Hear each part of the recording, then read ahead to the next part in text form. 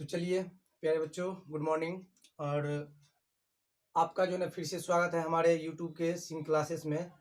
जैसा कि हम लोग ने इसका फर्स्ट पार्ट देख चुके हैं और ये हमारा दूसरा पार्ट है, जो कि केमिस्ट्री का जो है ना फर्स्ट चैप्टर, और जिसका नाम है रासायनिक अभिक्रिया एवं समीकरण।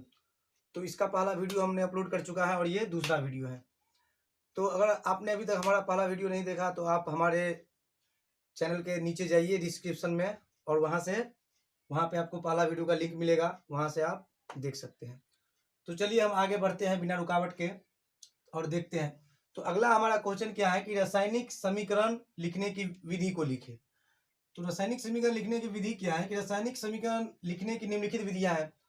तो रासायनिक समीकरण लिखने की निम्नलिखित विधियां हैं, तो क्या क्या है ये देखेंगे हम नीचे। तो पहला है कि अभिकारक और उत्पाद के बीच हम तीर के चिन्ह का प्रयोग करते हैं। जैसा कि आप लोगों को समझाया जा चुका है कि अभिकारक क्या होता है। तो अभिकारक वैसा पदार्थ जो रासायनिक अभिक्रिया में भाग लेता है उसे अभिकारक कहते हैं, और रासायनिक अभिक्रिया के फलस्वरूप बनने वाले पदार्थ को उत्पाद कहते हैं। तो ये जो है ना हम लोग पढ़ चुके हैं। तो दोनों के बीच, अभिकारक और उत्पाद के बीच में हम क्या करते हैं, तीर चिन्ह का प्रयोग करते हैं। और आगे है कि अभिकारक को हम क्या करते हैं कि हमेशा तीर के बाएं साइड रखते हैं और उत्पाद को दाहिने तरफ। जैसा कि आप देखेंगे कि तीर के बाएं ओर अभिकारक तथा दाएं ओर उत्पाद को रखते हैं।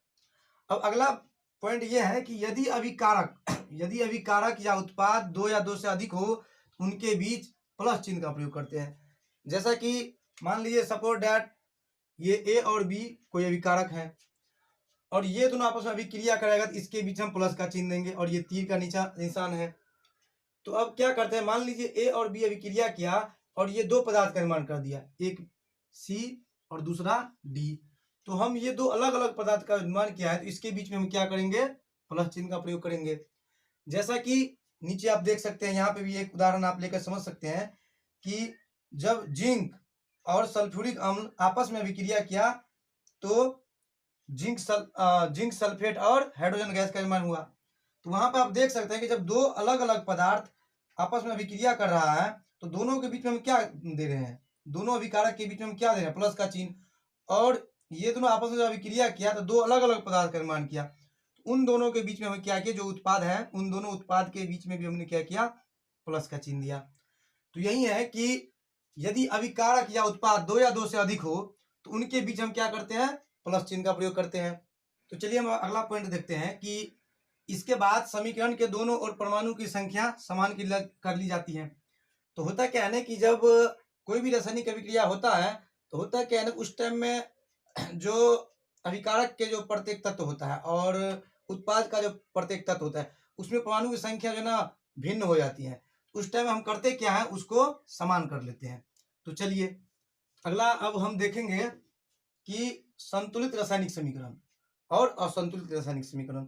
तो संतुलित रासायनिक समीकरण क्या होता है कि वैसा रासायनिक समीकरण जिसमें समीकरण के दोनों ओर प्रत्येक तत्व के परमाणुओं की संख्या समान हो, उसे संतुलित रासायनिक समीकरण कहते हैं। जैसा कि आप देख सकते हैं कि हाइड्रोजन जब क्लोरीन के साथ अभिक्रिया किया तो हाइड्रोजन क्लोराइड बनाया।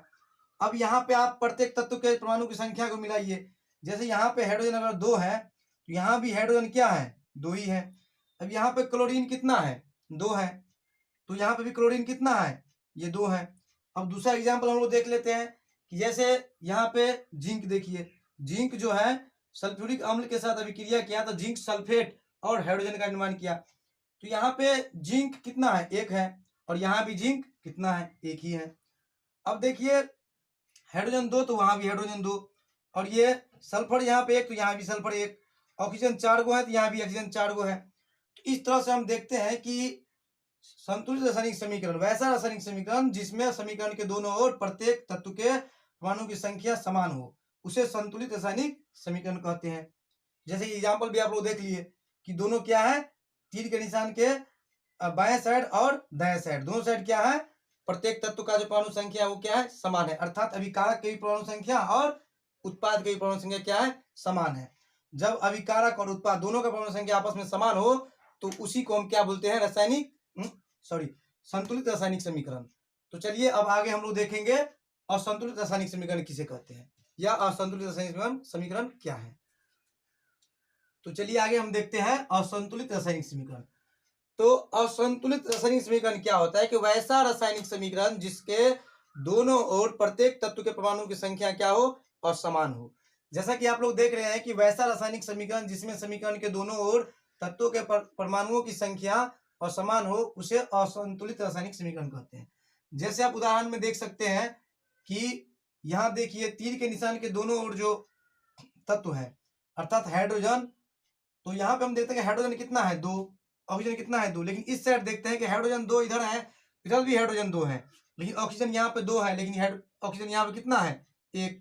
तो हम देख रहे हैं कि अभिकारक और उत्पाद दोनों में क्या है, परमाणु संख्या असमान है। तो असमान है तो ये हो गया असंतुलित रासायनिक समीकरण। इसी प्रकार दूसरा उदाहरण लेके हम देखते हैं कि आयरन, जब आयरन क्या क्या जल के साथ अभिक्रिया करता है तो क्या बनता है, आयरन ऑक्साइड और हाइड्रोजन। तो हम इस अभिक्रिया में देखते हैं, इस रासायनिक समीकरण में देखते हैं कि आयरन जो तीर के निशान से पहले बाएं तरफ जो है आयरन की संख्या कितना है, आयरन की संख्या यहाँ पे कितना है, तो 1। और उत्पाद में जाकर देखते हैं आयरन कितना है, 3। हाइड्रोजन कितना है, 2, और हाइड्रोजन उधर भी है 2। ऑक्सीजन इतना, इधर कितना है, 1, और इधर ऑक्सीजन कितना है, 4। तो हम देख रहे हैं कि दोनों ओर क्या है कि सिर्फ एक हाइड्रोजन ही ऐसा है जिसमें दोनों ओर परमाणु संख्या समान है, बाकी जो है उसमें क्या है, दोनों ओर के तत्व जो है उसके परमाणु संख्या क्या है, असमान है। तो ये हो गया असंतुलित रासायनिक समीकरण। तो अब हम लोग आगे सीखेंगे कि असंतुलित रासायनिक समीकरण को संतुलित कैसे करना है। तो असंतुलित रासायनिक समीकरण को संतुलित करना सीखना है, तो उससे पहले हम ये देखेंगे कि असंतुलित रासायनिक समीकरण को संतुलित क्यों करें। भाई अगर हम जो करेंगे असंतुलित रासायनिक समीकरण को संतुलित, तो हम पहले समझेंगे ना इस बात को कि हम संतुलित करें क्यों, क्या संतुलित करना आवश्यक है, तो वो पहले हम देख लेते हैं। तो चलिए आगे देखते हैं कि रासायनिक समीकरण को संतुलित क्यों किया जाता है, या इसी क्वेश्चन को आपको पूछा जा सकता है कि संतुलित रासायनिक समीकरण के महत्व को लिखिए, या इसी क्वेश्चन को आपको ऐसे ही पूछ देगा संतुलित रासायनिक समीकरण से आप क्या समझते हैं। तो चलिए आगे हम देखते हैं इसमें। चूंकि हम जानते हैं क्योंकि हम जानते हैं कि किसी भी रासायनिक अभिक्रिया में द्रव्यमान का न तो निर्माण होता है और न ही विनाश। रासायनिक अभिक्रिया के पहले एवं उसके बाद प्रत्येक तत्व के परमाणु की संख्या समान रहती है, इस कारण हमें समीकरण को संतुलित करना आवश्यक होता है। अब देखिए जैसा कि आप लोगों ने अभी परिभाषा में देखा है कि कोई भी अभिक्रिया जब होती है उसमें क्या होता है, द्रव्यमान का न तो निर्माण होता है और न ही विनाश। तो इस स्थिति में क्या होता है, जब भी हमारे पास कोई समीकरण दिया रहता है तो हमको क्या करता है, असंतुलित करके दे दिया रहता है। लेकिन हम लोग तो जानते रहते हैं कि कभी भी अगर कोई अभिक्रिया होगा उसमें न तो द्रव्यमान का विनाश होगा और न ही निर्माण। जब द्रव्यमान का न ही विनाश होगा और न ही निर्माण, तो फिर तब तो किसी भी अभिक्रिया के दोनों ओर जो है परमाणु की संख्या समान होना चाहिए, जो कि नहीं रहता है।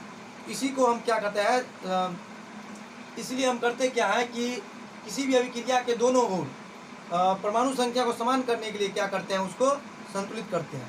तो जैसा कि आप लोगों ने देखा कि परमाणु की संख्या समान रहती है, इस कारण हमें क्या करना है, इस समीकरण को संतुलित करना आवश्यक है। तो चलिए अब आगे हम सीखेंगे कि रासायनिक समीकरण को संतुलित कैसे किया जाता है, यानी असंतुलित रासायनिक समीकरण को संतुलित कैसे किया जाता है। तो चलिए अब हम आगे देखते हैं। तो चलिए हम आगे देखते हैं कि रासायनिक समीकरण को संतुलित करना किसे कहते हैं। जैसे कि आप लोगों को हम बताएं कि अब हम लोग सीखेंगे रासायनिक समीकरण को संतुलित करना। तो रासायनिक समीकरण को संतुलित करना सीखना है तो सबसे पहले देखेंगे कि रासायनिक समीकरण संतुलित करना किसे कहते हैं। तो किसी भी रासायनिक समीकरण में अभिकारकों एवं उत्पादों के एवं उत्पादों के प्रत्येक तत्व के परमाणुओं की संख्या बराबर करने की विधि को समीकरण को संतुलित करना कहते हैं।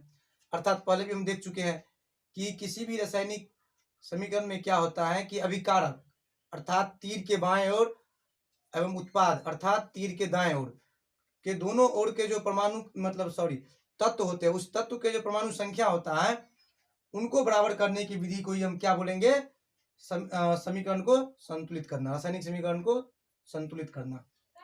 तो चलिए अब आगे देखते हैं कि अगला क्वेश्चन हमारा है कि रासायनिक समीकरण को संतुलित करने की कितनी विधियां हैं। तो रासायनिक समीकरण को संतुलित करने की मुख्यतः 2 विधियां हैं। कौन कौन सा, तो अनुमान विधि और बीजगणितीय विधि। तो अब हम नेक्स्ट क्लास में देखेंगे कि अनुमान विधि और बीजगणितीय विधि। तो हम अगले क्लास में आप लोगों को बताएंगे कि अनुमान विधि से हम रासायनिक समीकरण को संतुलित कैसे करते हैं, और संतुलित समीकरण हमको दिया रहेगा और हम लोग उसको संतुलित करना सीखेंगे। तो चलिए आज के लिए इतना ही, अब मिलते हैं अगले वीडियो में।